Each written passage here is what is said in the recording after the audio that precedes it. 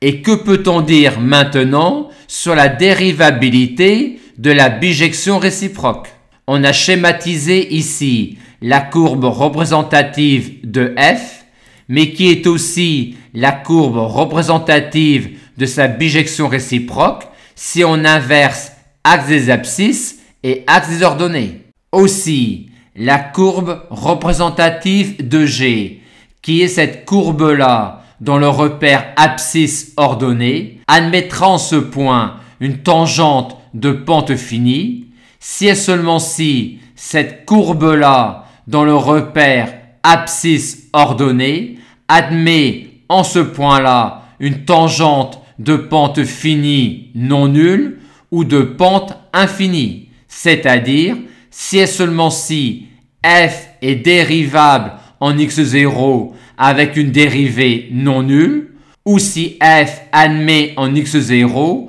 une tangente verticale. Et quand on a en ce point, pour cette courbe-là, l'u dans le repère abscisse ordonnée, une tangente de pente non nulle,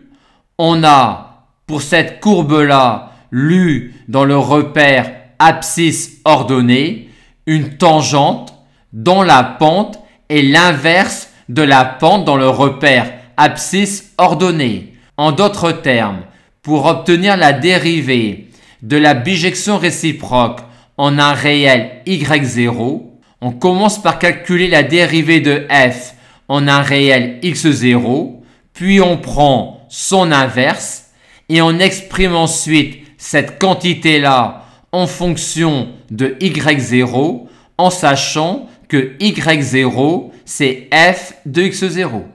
Et si maintenant on a pour cette courbe-là, l'u dans le repère abscisse ordonnée, une pente verticale, on aura pour cette courbe-là, l'u dans le repère abscisse ordonnée, une pente horizontale.